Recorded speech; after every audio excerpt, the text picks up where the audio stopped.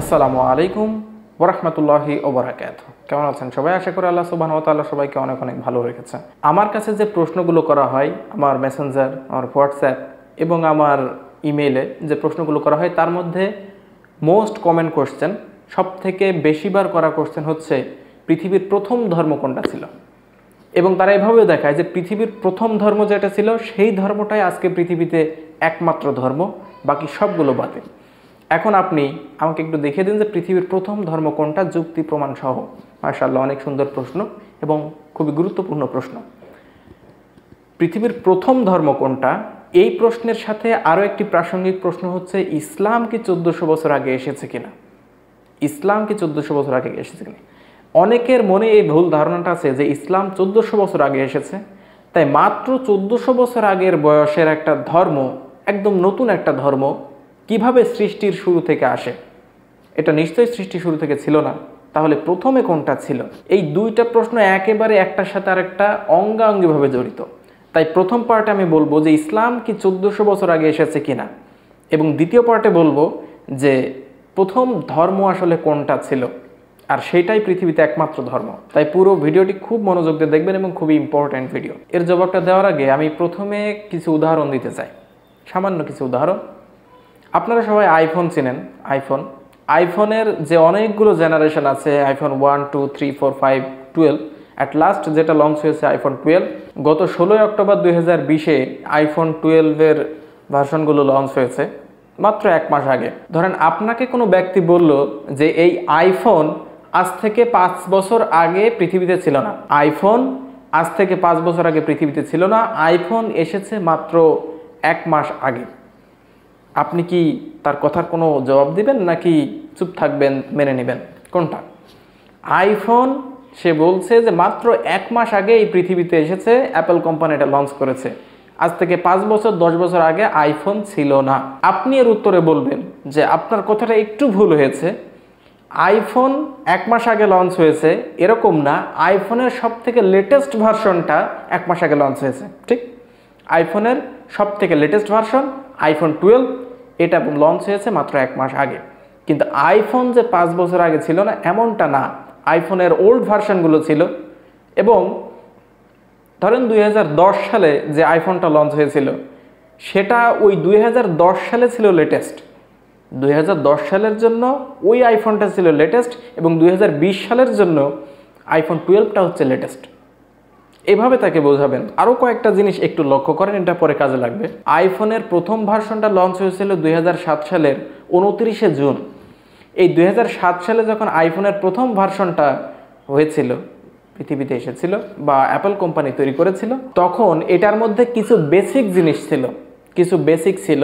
যেমন বেসিকগুলোর মধ্যে 1 নম্বর হচ্ছে টাচ স্ক্রিন, 2 নম্বর হচ্ছে ডায়ালার, যেটাতে আমরা কথা বলি, কল দেওয়া যায় অ্যাপ্লিকেশন, এরপরে মেসেজিং, এরপরে ভিডিও দেখা। এই যে কয়েকটা বিষয়, এগুলো হচ্ছে বেসিক জিনিস, বেসিক। আইফোন 1-এর মধ্যেও এই বেসিক জিনিসগুলো ছিল।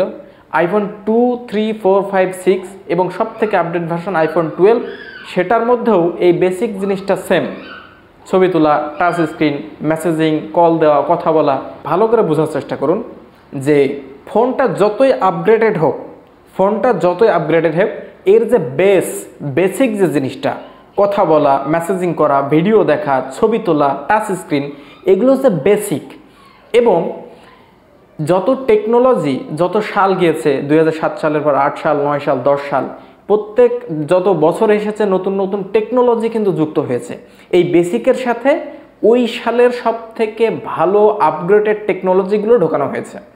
যেমন আইফোন 11 ছিল, আইফোন 11-ও কিন্তু বেসিকগুলো ছিল, তার সাথে 2018 বা 19 সালের যে টেকনোলজিগুলো ছিল সেইগুলো আপগ্রেডেড হয়েছে। এরপরে 2020 সালে যখন আইফোন 12 লঞ্চ হলো 1 মাস আগে, আইফোন 12-এর মধ্যে বেসিকগুলো কিন্তু আছে। ডায়ালার, মেসেজিং, ভিডিও দেখা, ছবি তোলা, এই সবগুলোই কিন্তু আছে। তবে কিছু এক্সট্রা জিনিস যুক্ত হয়েছে, যত টেকনোলজিগুলো রয়েছে সেগুলো অতিরিক্ত জিনিস যোগ হয়েছে। তার মানে আইফোন 1 এবং আইফোন 12-এর মধ্যে বেসিক জিনিসগুলো সেম, এবং টেকনোলজি যত উন্নত হয়েছে সেইগুলো আপগ্রেডেড হয়েছে। এই আপগ্রেডেড হওয়াতে 2020 সালে যে আইফোন 12 লঞ্চ হলো, এটা দেখে আপনি কখনোই বলতে পারবেন না যে আইফোন মাত্র 1 মাস আগে পৃথিবীতে এসেছে বা অ্যাপল কোম্পানি 1 মাস আগে আইফোন তৈরি করেছে। বলতে হবে আইফোনের সব থেকে আপগ্রেডেড ভার্সনটা এসেছে 2020 সালের 16ই অক্টোবর। এবারে আসি ইসলামের ক্ষেত্রে। আমি আইফোনের দিয়ে উদাহরণ দিলাম যেন এবারে কনসেপ্টটা বুঝতে ক্লিয়ার হয়। এবারে বলি যে ইসলাম জিনিসটা আসলে কি। এই যে আইফোনের যে বেসিকগুলো দেখালাম না, আইফোন 1 থেকে শুরু করে আইফোন 12 সব থেকে আপগ্রেডেড ভার্সন, সবগুলোতে কিন্তু বেসিক সেম, তবে সময়ের সাথে টেকনোলজিগুলো কিছু অ্যাড হয়েছে, একটু আপগ্রেডেড হয়েছে, কিন্তু বেসিক সেম। এবার আসেন দেখি পবিত্র কোরআনে। পবিত্র কোরআন যদি আমরা পড়ি বা ইসলাম যদি আমরা প্র্যাকটিস করি বা জানি, দেখতে পাবো যে ইসলাম এর মানে হচ্ছে আত্মসমর্পণ করা। আত্মসমর্পণ করার মাধ্যমে শান্তি অর্জন করা নিজে এবং আশেপাশের সমাজ এবং দেশে। প্রত্যেকটা মানুষ নিজের খারাপ নফস, যে খারাপ প্রবৃত্তিগুলো আছে সেগুলো থেকে বের হয়ে এক আল্লাহর কাছে আত্মসমর্পণ করবে। এটাই হচ্ছে ইসলাম। ইসলাম শব্দের অর্থ হচ্ছে আত্মসমর্পণ করে শান্তি অর্জন করা। ঠিক আল্লাহ এই পবিত্র কোরআন নাজিল করেছেন আজ থেকে 1450 বছর আগে, এবং এই 1450 বছর আগেই শুধুমাত্র পবিত্র কোরআন আসেনি। পবিত্র কোরআনকে বলা হয় আসমানি কিতাব। আসমানি কিতাব এটা হচ্ছে সর্বশেষ এবং চূড়ান্ত কিতাব, সব থেকে আপডেটেড কিতাব। পবিত্র কোরআনের আগে অনেক কিতাব এসেছে এই পৃথিবীতে, 103খানা কিতাব এসেছে পবিত্র কোরআনের আগে। ঠিক ওই আইফোনের মতো, আইফোনের অনেকগুলো জেনারেশনের আগে এসেছে এবং আইফোন 12 হচ্ছে সব থেকে আপগ্রেডেড। পবিত্র কোরআন এরকম সব থেকে আপগ্রেডেড কোরআন, সব থেকে আপগ্রেডেড আসমানি কিতাব। কোরআনের বেসিক হচ্ছে আল্লাহর কাছে আত্মসমর্পণ করা। ঠিক একই রকম কোরআনের আগে যত গ্রন্থগুলো এসেছে, যেমন কোরআনের আগে এসেছে ইনজিল, তার আগে এসেছে তাওরাত, তারপরে সুফে ইব্রাহিম, জাবুর, এরকম অনেক কিতাব কোরআনের আগে এসেছে। এগুলো ছিল ওল্ড ভার্সন, এটা ছিল ওই সময়ের জন্য আপগ্রেডেড। এগুলো যখন 3000-4000 বছর আগে নাজিল হয়েছে, এই কিতাবগুলো ছিল ওই সময়ের মানুষের জন্য উপযোগী এবং ওই সময়ের জন্য সব থেকে আপগ্রেডেড। যখন যুগ উন্নত হয়েছে এবং অপরাধের ধরনগুলো পাল্টে গেছে, মানুষের দিক নির্দেশনার প্রয়োজন আরও অনেক বেশি বেড়ে গেছে, মানুষ উন্নতির শিখরে আরোহণ করেছে, তখন ওই কিতাবগুলো কিন্তু আর আপগ্রেডেড নেই। ওগুলো দিয়ে আর তখন এখনকার জীবন পরিচালনা করা সম্ভব না। তখন কোরআন এসেছে সব থেকে আপডেট। মানুষ এখন যত ধরনের অপরাধী করুক, যত ধরনের নতুন নতুন নিয়মকানুন উদ্ভব হোক, সমস্ত সমাধান পাবে পবিত্র কোরআন থেকে। পবিত্র কোরআন হচ্ছে সব থেকে আপডেটেড এবং সব থেকে আপডেট কিতাবটাই নাজিল হয়েছে সব থেকে সেরা, সব থেকে শ্রেষ্ঠ মানব প্রফেট মুহাম্মদ সাল্লাল্লাহু আলাইহি ওয়াসাল্লামের উপর। এখন আসুন দেখি যে ইসলাম শুধুমাত্র 1400 বছর আগে এসেছে কিনা এবং ওই সমস্ত কিতাবে ইসলাম ছিল কিনা, সর্বপ্রথমে ইসলাম ছিল কিনা। ইসলাম মানে হচ্ছে আল্লাহর কাছে আত্মসমর্পণ করা। আত্মসমর্পণ করা কার কাছে? আল্লাহর কাছে। আল্লাহ যে আদেশ নিষেধগুলো দেবে সেগুলো অক্ষরে অক্ষরে পালন করা, অর্থাৎ নিজের ইচ্ছাকে বাদ দিয়ে আল্লাহর ইচ্ছা পূরণ করা, এটাকে বলা হয় ইসলাম। আরবিতে বলা হয় ইসলাম, বাংলায় বললে আত্মসমর্পণ, ইংলিশে বললে স্যালেন্ডার। যে ভাষায় বলেন না কেন, মূল ধর্ম হচ্ছে আত্মসমর্পণ করা, স্যালেন্ডার করা, যেটাকে আরবিতে বললে হয় ইসলাম। ঠিক এখন দেখি যে আগের কিতাবগুলোতে ইসলাম ছিল কিনা। যখন মুসা আলাইহিস সালামকে তাওরাত দেওয়া হলো, তখন তাওরাতের মধ্যে বেসিকটা ছিল ঠিক আইফোনের ওই বেসিক অ্যাপ্লিকেশনগুলোর মতো। সেখানেও ইসলাম ছিল, সেখানেও বলা হয়েছিল আল্লাহ এক, সেখানেও বলা হয়েছিল মুসা আলাইহিস সালাম আল্লাহর রসুল, সেখানেও বলা হয়েছিল আল্লাহর কাছে সবাই আত্মসমর্পণ করবে, আল্লাহ যে আদেশ নিষেধগুলো করবে সেগুলো সেই সময়ের মানুষগুলো মেনে চলবে। এটা ছিল সেই সময়ের ইসলাম। যখন ইনজিল আসলো ঈসা আলাইহিস সালামের ওপর, তখন ইনজিলের মধ্যেও ঈসা আলাইহিস সালাম আল্লাহর কাছে আত্মসমর্পণ করেছেন, তিনি একজন মুসলিম ছিলেন এবং ঈসা আলাইহিস সালাম ছিলেন ওই সময়ের রাসূল। ওই সময় ঈসা আলাইহিস সালাম এবং তার যে কিতাব দেওয়া হয়েছিল ইনজিল, সেটা ছিল ওই সময়ের মানুষের জন্য আপগ্রেডেড। যখন সেটার ডেট এক্সপায়ার হয়ে গেছে, মানুষ আরও উন্নত হয়েছে, তখন সব থেকে আপডেটটাই হচ্ছে পবিত্র কোরআন প্রফেট মুহাম্মদ সাল্লাল্লাহু আলাইহি সাল্লামের ওপর। এইভাবে যুগে যুগে আপডেট হয়েছে। তবে বেসিক যে জিনিসটা আল্লাহর কাছে আত্মসমর্পণ করা, এটা ওই 1400 বছর আগে ছিল, 2000 বছর আগে ছিল, 10,000 বছর ছিল, সৃষ্টির শুরু থেকে ছিল। সৃষ্টির প্রথম মানুষ হচ্ছে আদম আলাইহিস সালাম। আদম আলাইহিস সালামকে আল্লাহ সৃষ্টি করেছেন তার দাসত্ব করার জন্য, এবং তাকে যখন সৃষ্টি করা হলো তখনও তিনি আল্লাহর কাছে আত্মসমর্পণ করেছেন। এই আত্মসমর্পণকে আরবিতে বলা হচ্ছে ইসলাম। যেহেতু কোরআন নাজিল হয়েছে আরবি ভাষায়, তাই আমরা আরবিতেই বলবো ইসলাম। যদি কোরআন নাজিল হতো ইংলিশে, তাহলে আমরা বলতাম এই ধর্মটার নাম স্যালেন্ডার ধর্ম, স্যালেন্ডার রিলিজিয়ন। যদি বাংলায় হতো তাহলে বলতাম আত্মসমর্পণকারী ধর্ম। যেহেতু আরবিতে হয়েছে, তাই বলবো ইসলাম। তার মানে ঈসা আলাইহিসসালাম বা মুসা আলাইহিসসালাম অথবা তার আগে যত নবী রাসূলগণ এসেছেন তাদের ওই সময়ও ইসলাম ছিল, তবে ভাষাটা ছিল অন্যরকম। ইসলাম মানে আত্মসমর্পণ করা। আল্লাহর কাছে আত্মসমর্পণ করেছেন প্রত্যেকটা নবী, প্রত্যেকটা নবীর কওম। আমি আগের একটি ভিডিওতে বলেছিলাম যে মানুষ কিছু স্বাভাবিক প্রবণতা নিয়ে জন্মগ্রহণ করে, এমনকি প্রত্যেকটা প্রাণী কিছু স্বাভাবিক প্রবণতা নিয়ে জন্মগ্রহণ করে যেগুলো কাউকে শেখানো লাগে না। ওই প্রাণীর নিজে থেকেই স্বাভাবিক প্রবৃত্তির মধ্যে সেগুলো থাকে। যেমন গরুর বাছুর পেট থেকে পড়েই মায়ের দুধ সন্ধান করা, সেখান থেকে দুধ চুষে খাওয়া, এরপর পাখির বাচ্চা ডিম ফুটে বের করে হা করে খাওয়ার জন্য। এই জিনিসগুলো হচ্ছে স্বাভাবিক প্রবৃত্তি, জন্মগতভাবেই পায়।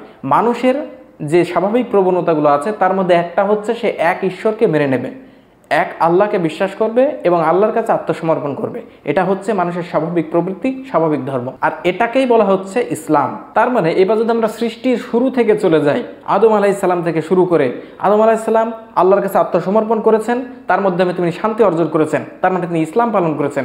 এরপরে যত নবী রাসূলগণ এসেছেন, আদম আলাইহিসসালামের পুত্র সন্তানরা যারা, যত প্রজন্মগুলো এসেছে, সবাই আল্লাহর কাছে আত্মসমর্পণ করেছেন, ইসলাম পালন করেছেন। এইভাবে যুগে যুগে যত নবী, যত রসুল, যত কিতাব এসেছে, সবারই মূল কনসেপ্টটা ছিল, বেসিকটা ছিল আল্লাহর কাছে আত্মসমর্পণ করা, যেটাকে আরবিতে বলা হয় ইসলাম। এরপরে সর্বশেষ এবং চূড়ান্ত কিতাব যখন এসেছে পবিত্র কোরআন, এবং যার উপরে এসেছে সর্বকালের সর্বশ্রেষ্ঠ মহামানব প্রফেট মুহাম্মদ সাল্লাল্লাহু আলাইহি ওয়াসাল্লাম, তিনিও আমাদেরকে ওই বেসিক শিক্ষাটা দিয়েছেন, আল্লাহর কাছে আত্মসমর্পণ করা অর্থাৎ ইসলাম পালন করা। আর আল্লাহ পবিত্র কোরআনে বলেছেন সূরা আলে ইমরানের 19 নম্বর আয়াতে, ইন্নাদ-দীনা ইনদাল্লাহিল ইসলাম, অর্থাৎ আল্লাহর কাছে একমাত্র গ্রহণযোগ্য দিন বা ধর্ম অথবা জীবন ব্যবস্থা সেটা হচ্ছে ইসলাম বা আত্মসমর্পণ। তাই আল্লাহর কাছে একমাত্র গ্রহণযোগ্য ধর্ম হচ্ছে আল্লাহর কাছে আত্মসমর্পণ করা। অন্য যার কাছে আত্মসমর্পণ করেন না কেন, যে দেবতার কাছে আত্মসমর্পণ করেন না কেন, যে দেবীর কাছে আত্মসমর্পণ করেন না কেন, সেটা আল্লাহ গ্রহণ করবেন না যতক্ষণ আল্লাহর কাছে আত্মসমর্পণ না করবেন। আর এই আল্লাহর কাছে আত্মসমর্পণ করাটাকে বলা হয় ইসলাম। তাহলে সেই আইফোনের মতো যেটা বোঝালাম, যে আইফোন 1 থেকে আইফোন 12 সবার বেসিকটা সেম, কথা বলা, touch screen, mobile phone, messaging করা, ভিডিও দেখা, বেসিক সেম।